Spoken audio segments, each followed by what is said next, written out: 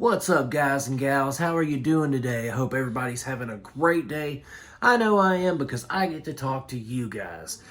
Today, guys, we're talking about a movie from 1978. I've actually been wanting to see this for quite some time. It's called The Silent Partner, and it's directed by Daryl Duke. Now, before we get started, hit that like and subscribe button. But I've been wanting to see this for a while. It's been on my list. I'm a big Elliot Gould fan. And so this is one of his movies that I haven't seen.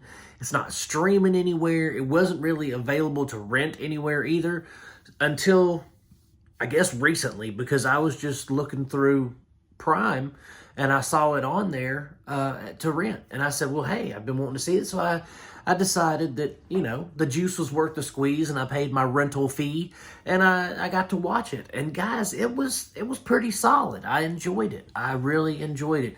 It's like a Christmas bank robbery heist movie where Elliot Gould is a bank teller for this big bank, and Christopher Plummer is like a bank robber, masochist, sadist, serial killer kind of guy. And he basically robs this bank, but then he kind of gets caught. And in the process of him getting caught, Elliot Gould takes the money. Well, Plummer finds out that Gould has the money, and so it's like a game of cat and mouse of, give me the money or I'm going to do something to you, and then he does something to it, and then it's, Gould tries to outsmart him and all that kind of stuff. So the acting was solid. I enjoyed Elliot Gould in this. Christopher Plummer really kind of, for me, stole the show, though. I mean, because we kind of all know how Elliot Gould's going to act. He doesn't have, in my opinion, he doesn't have great range. He's a good actor, but he's not like, I don't want to say legendary, because in my opinion he is legendary, but I don't think he's great in this. Put it that way. He's a legendary actor, but I just don't think this was his cup of tea. You know what I mean? He didn't grab me like he usually does in films like Busted and stuff like that.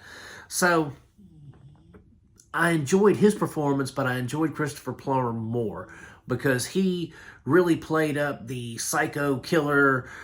He's like, well, I'm gonna, if you don't do this, something's gonna happen. And then he will do something. And Elliot Gould's like, why would you? And he's like, I told you, give me my money back. It's a really fun movie with a lot of good cat and mouse action. There's some good chases. There's some good dialogue between Gould and Plummer.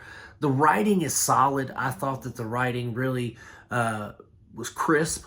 There wasn't a lot of like superfluous dialogue and stuff like that.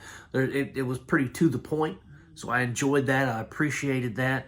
I enjoyed the bank heist kind of different take on it, because normally when you're watching a heist movie, it's some dudes going in there with president's masks on, taking some money, running from the cops, that kind of thing. But this was very kind of a psychological, a cerebral heist movie, if you will, because it was all about how can Plummer mess with Gould's mind to get his money. But Gould, he's not just a pushover, because he's a little bit messed up too.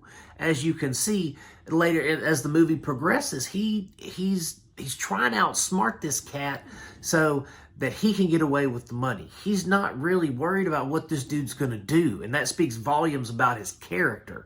Like, he's worried, but he's not to the point where he's like, well, I'm going to do what I have to do to get away from this guy. He still wants to keep that money.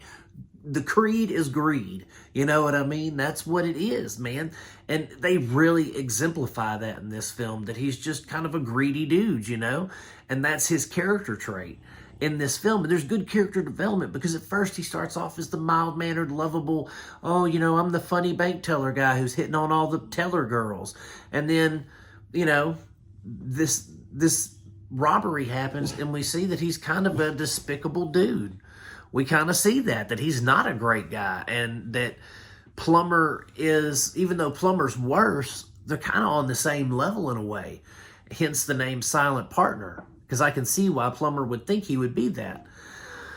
But overall, I enjoyed the film. I thought the writing was great. I thought the directing was good by Duke. I thought he did an excellent job of bringing out, these characters, or bringing these characters to life, bringing out the talent in his actors. I thought he did excellent doing that. I thought that he was able to, bring out Christopher Plummer's kind of, maniacal side more than we've seen before, more than I've seen before. I mean, I've seen him as a bad guy, but I've never seen him as sinister as this, or as not really sinister, as creepy. Really creepy and an unsettling kind of dude. And, there's a love interest in it. I forget her name. It's French-Canadian girl. She's in this. She's kind of a Spanish lady of the night that is intertwined with both of these gentlemen, and she's pretty good in this. And overall, it's just a fun movie. It's a good movie. I'm glad that I finally got to see it. Would I watch it again? Maybe if it was on TV or something, but I wouldn't go to any lengths to own it or, rent it again to watch it. But it was still worth my time. I think it'd be worth your time if you gave it a shot, guys. So I'm going to give it 2 thumbs up. And like I said, you can rent it on Prime right now. I don't know how long it'll be on there. But that's it. I appreciate you guys hanging around and talking with me for a little bit about some movies. And thanks so much, always for watching the films. Or not watching the films. I watch the films, you watch the reviews. But thanks, guys, so much. Before you get out of here, hit that like and subscribe button. And as always, I'm going to keep making them as long as you keep watching them. Peace out. God bless you. And I'll see you later, my friends.